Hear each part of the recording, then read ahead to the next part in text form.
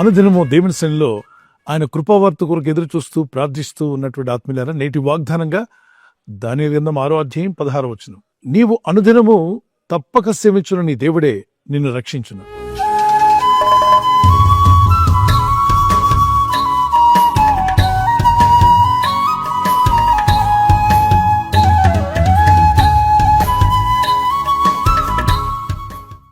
దానియేలుని సింహబోన్లో పడేశారు. అయితే దానియేలు భక్తుడు, అనుదినము ప్రార్థించేవాడు. దానియేలు గ్రంథం 6:10 చదివినప్పుడు అతను మంచి భక్తుడని, ప్రార్థనాపరుడని, విశ్వాసవీరుడుగాను, తన పనుల్లో కూడా ఎక్కడ తప్పు లేకుండా ఒక క్రమశిక్షణ కలిగినటువంటి మంచి ఆత్మీయుడిగా ఉన్నాడు. ఇతని విషయంలో అతని తోటి పనివారే డీగ్రేడ్ చేద్దామని ఎంత ప్రయత్నించినా ఇతను పంక్చువాలిటీలో కరెక్ట్గా ఉంటున్నాడు. పనుల్లో చాలా సక్రమంగాను నిబద్ధతతో పనిచేస్తున్నాడు. ఒక రాజనీతి కలిగిన వాడుగాను, దైవభక్తిపరుడుగాను, నీతిమంతుడుగా అతను పనిచేస్తున్నాడు. ఇతని చుట్టూ ఉన్న కొలీగ్స్లో చాలా మంది ఆఫీసర్స్, పైనున్నవారు, కిందున్నవారు లంచగొండితనం, అపవిత్రమైన మనసులు, పాపాల పట్ల ఆసక్తి కలిగిన వారు, దుర్నీతి పరులు, అవినీతి పరులుగా జీవిస్తున్నారు. వారికి ఇతను అడ్డైపోయాడు. నీతిగా, న్యాయంగా జీవిస్తున్నప్పుడు అతని చుట్టూ ఉన్న వాళ్లే అతనికి శత్రులుగా మారి అతన్ని చిక్కుల్లో పడేయాలని ప్రయత్నాలు చేశారు.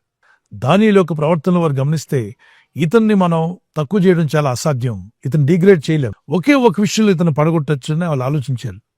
ఇతను దేవుని యందు భక్తి కలిగిన వాడు, దేవుని తప్ప ఎవరిని మొక్కడు.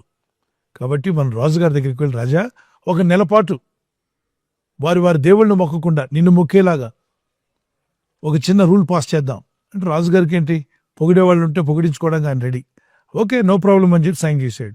నిన్ను ఆరాధించిన వాళ్ళని తీసుకెళ్లి సింహాల బోన్లో పడేద్దాం, ఇక్కడ రాజువు కదా, నువ్వు ఏలువాడివి, ఒక నెల రోజులు నిన్ను ఆరాధించడానికి ఏం కష్టం, ఎన్నో దేవుళ్ళని, దేవతలను ఆరాధించేవాళ్ళు నిన్ను ఆరాధించకపోవడం ఏంటి అని చెప్పి మాయమాటలు చెప్పారు. కానీ ఇదంతా కుట్ర పన్నారు. మరి ఒక నెల రోజుల పాటు రాజును ఆరాధించకపోతే వాళ్ళు తీసుకెళ్లి సింహాల బోన్లో పడేస్తా అన్నారుగా. ఈయన శత్రులైనటువంటి ఆ కొలీగ్స్ అధికారులతో మాట్లాడి నేరుగా దానియేలు ఇంటికి వెళ్లారు. దానియేలు పై ఇంటి మేడగది కిటికీలు తెరిచి మరీ ప్రార్థన చేస్తున్నాడు. అతని ప్రార్థన వినపడుతుంది.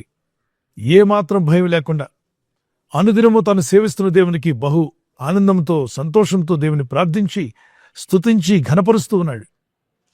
ఈ ఆరాధన, ప్రార్థనలన్నీ కిందన్న వారికి వినబడుతున్నాయి. అధికారులతో చెప్పారు కొలీగ్స్, చూడండి, ఒక నెల రోజుల పాటు ఏ దేవుణ్ణి ఆరాధించొద్దంటే ఈ దానియేలుకి ఎంత ధైర్యం. తన దేవుణ్ణి ఆరాధిస్తున్నాడు, ప్రార్థిస్తున్నాడు. రాజు యొక్క చట్ట ప్రకారముగా ఇతని సింహాల బోన్లో పడేయాలి కదా అని చెప్పి పై అధికారులతో మాట్లాడి ఆ రూల్ ప్రకారంగా దానియేలుని తీసుకెళ్లి సింహాల బోన్లో పడేస్తారు. వాళ్ళు అనుకున్నారు ఇతని పని అయిపోయింది. సింహాలను వదిలిపెట్టారు. అవి అరుస్తూ, గర్జిస్తూ అతని మీదకి వెళ్ళడం వారు గమనించారు. ఇంకంతే, లోపలికి వెళ్ళి చూడడానికి వీలు పడదుగా, వెళ్ళిపోయారు. ఈ భక్తుడు అయిపోయాడు. ఇక వీడు ప్రతిదానికి లంచం తీసుకోరంటాడు, ప్రతిదానికి నీతిగా బతకాలంటాడు, ప్రార్థన అంటాడు, విశ్వాసం అంటాడు. ఇలాంటి వాడిని అడ్డు తొలగించుకున్నాం అని శత్రువులందరూ పండగ చేసుకుంటున్నారు ఇంటికి వెళ్ళి. ఈరోజు రాజుగారికి నిద్ర పట్టకపోవడం, అతడు ఏం జరిగింది ఈ రోజు అని చెప్పి అడగడం, అన్యాయంగా ఏదైనా తీర్పుని తెచ్చాడంటే, అవును, భక్తులైన దానియేలు అందులో పడేసరినప్పుడు వెంటనే ఇతరు పరుగులు తీస్తాడు. ఎక్కడికి, సింహాల బోన్ ఎదుగు పరిగెత్తుకుంటూ వెళ్తాడు సైనికుల సాయంతో. ఆ సింహాల బోన్ దగ్గర నిలబడి, అరే ఎంత మంచి భక్తుని పడేశారయ్యా, పొరపాటు చేసామయ్యా అని చెప్పి దానియేలు అని పిలుస్తాడు. పిలిస్తే లోపల నుండి ఒక స్వరం వినిపిస్తుంది. రాజా అంటాడు. ఉలిక్కి పడతాడు రాజు. ఏంటి, రాత్రి నేను సింహాల బోన్లో పడేశారు కదా, సింహాలు నీకు హాని చేయలేదా అంటే దానియేలు చెప్పిన సమాధానం, నేను అనుదినము సేవించున్న నా దేవుడు తన దూతను పంపి సింహాల నోళ్లను బిగించేశాడు, సింహాల నోళ్లు మూయించేశాడు గనుక సింహాలు నా చుట్టూ కూర్చున్నాయి, నన్నేమీ అంటలేదు. అప్పుడు రాజు అంటాడు, అవును నిజమే, నీవు అనుదినము తప్పక సేవించిన నీ దేవుడే నిన్ను కాపాడును. ఎస్ పిల్లరా, మనము అనుదినము తప్పక దేవుని సేవిస్తున్నామా? అనుదినము సేవిస్తున్నట్లయితే ఖచ్చితంగా దేవుడు మనల్ని కాపాడువాడు. ఇతడు అనుదినము దేవుడిని ఎలా సేవించాడు? ఉదయమున, మధ్యాహ్నమున, సాయంకాలమున మనం అంతా కూడా చేస్తున్నాం. ఏంటది? ప్రార్థన కన్నా ఉదయం బ్రేక్ఫాస్ట్, మధ్యాహ్నం లంచ్, రాత్రికి డిన్నర్, 100 అయినా 106 అయినా ఈ 3 పనులు మాత్రం జరుగుతూనే ఉంటాయి. కానీ భక్తులైన దానియేలు విషయంలో ఉదయకాలం ప్రార్థన, బ్రేక్ఫాస్ట్ చేస్తాడు కానీ ప్రార్థన దానికంటే ముందుగా చేస్తాడు. మధ్యాహ్నం కూడా భోంచేస్తాడు కానీ దానికంటే ముందుగా కానీ తర్వాత కానీ ప్రార్థనలో కొంత సమయం గడుపుతాడు. సాయంకాలం డిన్నర్ చేస్తాడు కానీ ప్రార్థన మాత్రం మానడు. భక్తి కలిగిన వాడు. అతడు ముమ్మారు తిన్నాడని రాయలేదు కానీ ముమ్మారు ప్రార్థించాడని మాత్రం బైబిల్ చెప్తుంది. ప్రతిదినము ప్రార్థించి మానక ఆయన్ని సేవిస్తున్న వారి జీవితాలు తప్పించబడతాయి. ఈ ప్రార్థనా జీవితం అనేది అనుదినము ఉండాలి. తప్పక సేవించేవారుగా మనం ఉండాలి. ఎడతెగక ప్రార్థించేవారుగా, దేవుణ్ణి ఎల్లప్పుడూ స్తుతించేవారుగా, నీ భక్తిలో, విశ్వాసంలో, ప్రార్థనలో ఎల్లప్పుడూ కంటిన్యూగా ముందుకు వెళ్ళండి. తప్పక మీరు తప్పించబడతారు, కాపాడబడతారు. ఓ చిన్న కీర్తన పాడుకుందాం. సింహాల బోనుకైనా సంతోషముగా వెళ్ళిరి, సింహాల బోనుకైనా సంతోషముగా వెళ్ళిరి, ప్రార్థించిన వెంటనే రక్షించే నీ హస్తము, ప్రార్థించిన వెంటనే రక్షించే నీ హస్తము. యెహోవా నీ నామము ఎంతో బలమైనది, ఎంతో బలమైనది, ఎంతో బలమైనది యెహోవా నీ నామము.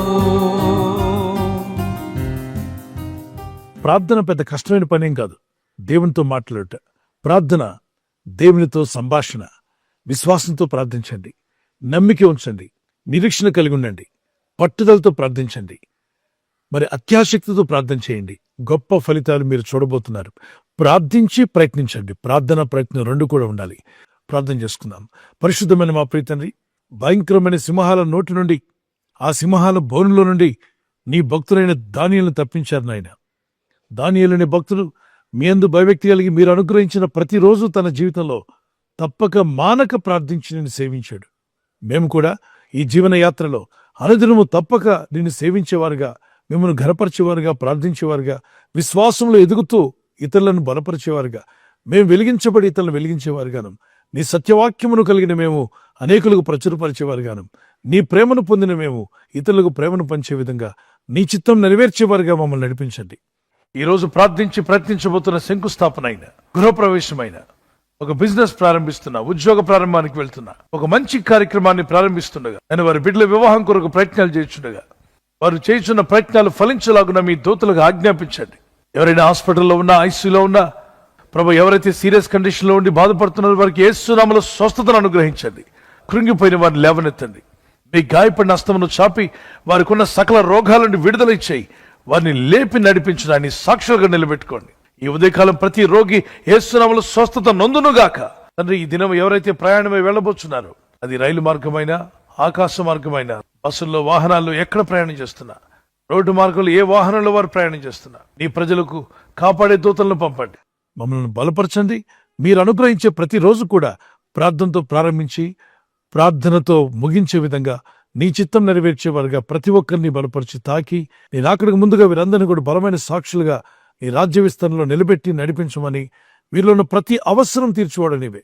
ప్రతి రోగం నుండి, ప్రతి వ్యాధి నుండి, ప్రతి సమస్య నుండి, ప్రతి శోధన నుండి తప్పించగల శక్తిమంతుడైన యేసు నామములో ప్రార్థించి వేడుకుంటున్నాం మా పరలోకపు తండ్రి.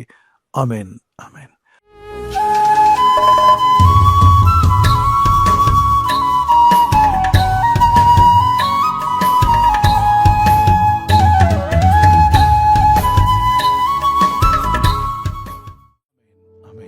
బర్త్డే జరుపుకునే వారికి happy birthday to you, many more returns of the day, God bless you. మీకు దేవుడిచ్చినటువంటి వాగ్దానం ఇర్మియా 1:8 నిన్ను విడిపించుటకు నేను నీకు తోడై ఉన్నాను. As you enter into new year, నూతన సంవత్సరంలో ప్రవేశిస్తుండగా దేవునితో నడిచే జీవితం, ప్రార్థించే జీవితాన్ని ప్రభు యేసు నామములో మీకు దయచేయునుగాక. God bless you with long life. మరి యానివర్సరీ జరుపుకునే వారికి happy wedding anniversary, many more returns of the day, God bless you. ప్రభు మిమ్మల్ని దీవించి బలపరిచి ఆయన రాకడ కొరకు మిమ్మల్ని సిద్ధపరచాలని ప్రార్థిస్తున్నాం. మరి భార్య భర్తకు లోబడాలి, భర్త భార్యను ప్రేమించాలన్న లేఖనాలు చాలా అద్భుతమైన విషయాలు దేవుడు చెప్పాడు. అలా జీవిస్తే మీ కుటుంబాలు కలిసి ఉంటాయి, ఆనందంగా మీరు జీవిస్తారు. సో మీకు దేవుడిచ్చిన వాగ్దానము, మీ ఫలము నిలిచిండుటకును నేను మిమ్మల్ని ఏర్పరచుకుని నియమించితనే. మీరు ఫలించి అభివృద్ధి పొందే రోజు వచ్చునుగాక.